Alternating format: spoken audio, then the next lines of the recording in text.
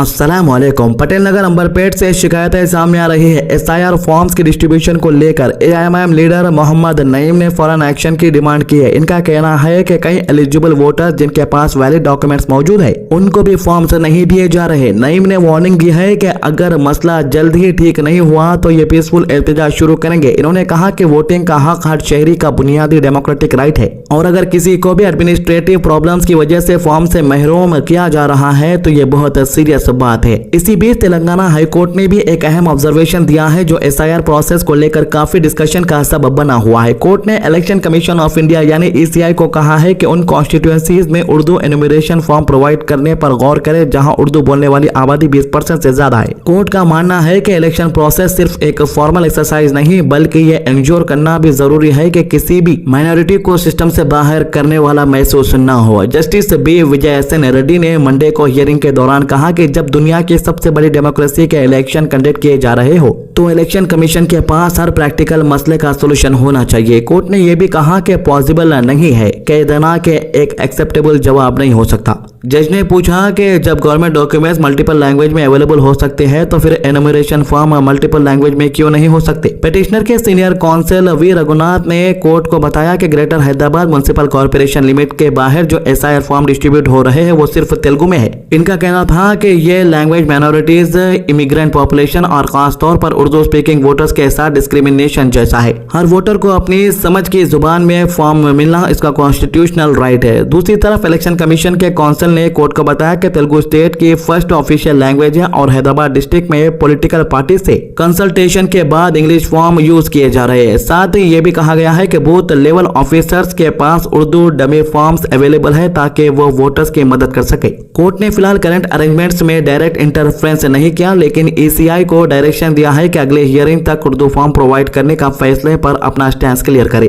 लेकिन SIR controversy सिर्फ language तक लिमिटेड नहीं है। Hyderabad Congress district committee president Syed Khalid Saifullah ने भी एक नया इल्जाम लगाया है जो सियासी माहौल को और गर्म कर रहा है। सैफुल्लाह का आरोप है कि एसआईआर एनुमरेशन फॉर्म को ऑथोराइज्ड इलेक्शन ऑफिशियल्स के बजाय एआईएमआईएम वर्कर हैंडल कर रहे हैं जो इलेक्शन प्रोसेस की न्यूट्रलिटी पर सवाल खड़े करता है। सैफुल्लाह ने इलेक्शन कमीशन से डिमांड किया है कि इस पूरे मामले की डिटेल इन्वेस्टिगेशन की जाए। इनका कहना है कि चारमीनार, बहादुरपुरा और चंद्रनगुट्टा असेंबली कॉन्स्टिट्यूएंसी से फ्रेश कंप्लेंट्स मिल रही है जिससे एसआईआर एक्सरसाइज की ट्रांसपेरेंसी पर सीरियस कंसर्न पैदा कर रहे हैं। इन्होंने कहा कि वोटर इन्फॉर्मेशन बहुत सेंसिटिव होती है जिसमें पर्सनल फोटोज, घर के एड्रेस और आइडेंटिफिकेशन डिटेल होती है। ऐसी इन्फॉर्मेशन सिर्फ ऑफिशियल कस्टडी में ही रहनी चाहिए। कांग्रेस लीडर ने एक स्पेसिफिक इंसिडेंट का जिक्र किया चारमीनार कॉन्स्टिट्यूएंसी का। इनका कहना है कि बूथ नंबर 29 के बीएलओ से जब कांग्रेस रिप्रेजेंटेटिव्स ने एनरोलमेंट फॉर्म के बारे में बात करनी चाहिए तो इनको बताया गया कि फॉर्म एक लोकल एआईएमआईएम लीडर के पास है। जब कांग्रेस वर्कर वेरिफिकेशन के लिए उस लीडर के घर गए तो इनके साथ बदतमीजी हुई जिसके बाद पुलिस कंप्लेंट फाइल की गई। सैफुल्लाह ने कहा कि इसे एक छोटा लोकल डिस्प्यूट समझकर इग्नोर नहीं किया जा सकता। इन्होंने सवाल उठाया कि ऑफिशियल फॉर्म जो बीएलओ के थ्रू डिस्ट्रीब्यूट होने चाहिए वो किसी पॉलिटिकल पार्टी से लिंक्ड शख्स के पास कैसे पहुंच गए। इन्होंने ये भी क्लेम किया कि चारमीनार के बूथ नंबर 31 और 32 में बीएलओज ने mandatory door to door verification properly नहीं किया जिसकी वजह से पॉलिटिकल वर्कर्स प्रोसेस में इंटरफेयर कर रहे हैं। एक और कंसर्न बूथ नंबर 219 से सामने आया। सैफुल्लाह के मुताबिक डेजिग्नेटेड ऑफिशियल कॉल्स रिसीव नहीं कर रहे थे। इसके बजाय असगर नाम का शख्स फोन उठा रहा था जो रिपोर्टेडली एआईएमआईएम से लिंक्ड है। एलिगेशन ये भी है कि कांग्रेस रिप्रेजेंटेटिव्स को पाकिजा होटल में अपने प्राइवेट ऑफिस आने को कह रहा। सैफुल्लाह ने कहा कि अगर इलेक्शन ऑफिशियल के लिए की गई कॉल एक पॉलिटिकल वर्कर रिसीव करे तो ये इलेक्शन प्रोसेस की इंडिपेंडेंस पर सीधा सवाल है। चंद्रनगुट्टा के बूथ नंबर 102 और बहादुरपुरा से भी इसी तरह के कंप्लेंट सामने आई है। कांग्रेस का कहना है कि ईसीआई गाइडलाइंस के मुताबिक बीएलओस को खुद घर जाकर वेरिफिकेशन करनी चाहिए और सारे वोटर डेटा इन्हीं के कंट्रोल में होने चाहिए। कोई प्राइवेट इंडिविजुअल या political worker forms collect, distribute या होल्ड नहीं कर सकता। कांग्रेस ने इलेक्शन कमीशन से डिमांड की है कि इमीडिएट ऑडिट हो, कंसर्न्ड बूथ की इन्वेस्टिगेशन की जाए, गवर्नमेंट कस्टडी से बाहर जो भी ऑफिशियल एसआईआर डॉक्यूमेंट्स है उनको रिकवर किया जाए और जो भी ऑफिशियल या पॉलिटिकल वर्कर इंटरफियर करते पाए जाए उनके खिलाफ स्ट्रिक्ट एक्शन लिया जाए। सैफुल्लाह ने कहा कि पब्लिक ट्रस्ट तभी मेंटेन रहेगा जब इलेक्शन मशीनरी बिल्कुल न्यूट्रल नजर आए। इसी एसआईआर 2026 के दरमियान हैदराबाद में एक और इंटरेस्टिंग डेवलपमेंट देखने को मिल रहा है। पासपोर्ट साइज फोटोज की डिमांड अचानक बहुत ज्यादा बढ़ गई है। शहर के कई फोटो स्टूडियो के बाहर रश देखा जा रहा है क्योंकि लोग अपनी लेटेस्ट फोटोज बनवाने के लिए लाइन में खड़े हैं। सवाल ये उठ रहा है कि क्या SIR 2026 के लिए पासपोर्ट साइज फोटोज वाकई जरूरी है। इनोमिनेशन फॉर्म में एक ऑप्शन दिया गया है जहां इलेक्टर अपनी लेटेस्ट फोटोग्राफ अटैच कर सकते हैं। क्योंकि इलेक्टोरल रोल्स में कई वोटर्स की फोटोज बहुत पुरानी है, इलेक्शन कमीशन ने सजेस्ट किया है कि लेटेस्ट फोटो अटैच की जाए ताकि अपडेटेड रिकॉर्ड मेंटेन हो सके। इसी वजह से लोग फोटो स्टूडियो का रुख कर रहे हैं। डिमांड इतनी बढ़ चुकी है कि फोटो स्टूडियो वाले ने रेट भी बढ़ा दिए हैं। जो फोटो स्टूडियो वाले पहले 8 पासपोर्ट फोटोज के 80 रुपये चार्ज करते थे, अब ये 100 रुपये या उससे ज्यादा चार्ज कर रहे।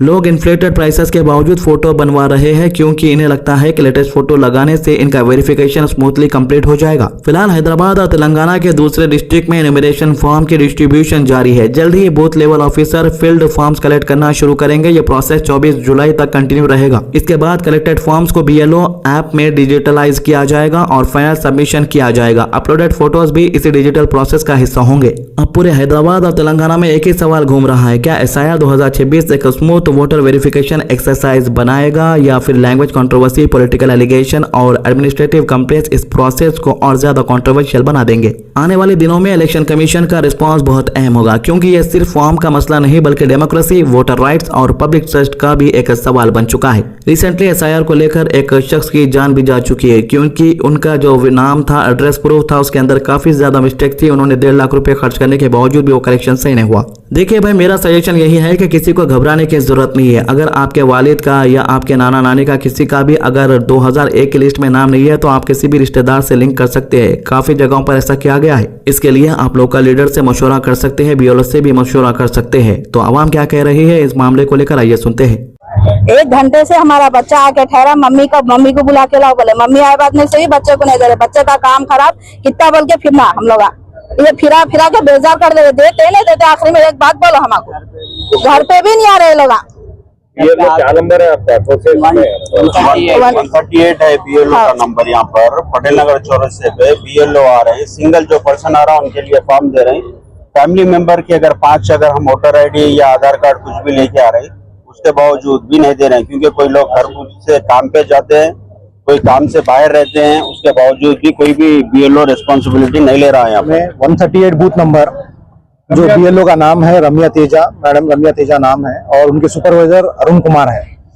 ये मुसलसिल 25 जून से जब भी ये SIR का काम शुरू हुआ फॉर्म डिस्ट्रीब्यूशन का, ये डिस्टर्बेंस ही चल रहा है क्योंकि एरिया में हम एज ए BLA हम मजलिस इत्तेहादुल मुस्लिमीन की जानिब से हमारे BLA अपॉइंट है, उनसे भी कोऑर्डिनेशन नहीं हो रहा। हमारे कांग्रेस की तरफ से हमारे अज्जू भाई यहाँ के सीनियर लीडर हैं, इनके अपने BLAs काम कर रहे हैं, BRS की तरफ से है और दूसरे पार्टियों के भी जो BLAs है आके जब इनको बोल रहे हम कि फॉर्म्स डिस्ट्रीब्यूशन किस तरह से कर रहे हैं, आके हम जब देखे एरिया में तो हमारे को ये पता चला डोर पे जाने के बाद में घर में पहले तो इन्हों आ रहे हैं 12 बजे, अब घर पे काम करने वाला 10 बजे तक वेट करेंगे, 11 बजे तक वेट करेंगे, उसके बाद में तो उन्हें अपने काम पे चले जाता। हमारे ये दोनों आके यहाँ पे सबके नामा देख के आदमी रहा तो आदमी रह उसका वो दे रहे, स्लिप दे रहे, फॉर्म दे रहे।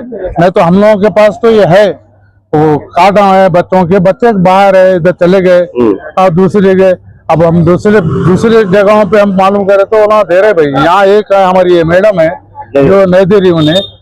तो ये थे इस मामले के अभी तक की अपडेट। हमारे चैनल को सब्सक्राइब कीजिए और हमारे वीडियोस को ज़्यादा से ज़्यादा लोगों तक शेयर कीजिए। नमाज की पाबंदी कीजिए, कुरान की तिलावत कीजिए और दुआ में याद रखिए। अल्लाह हाफिज़।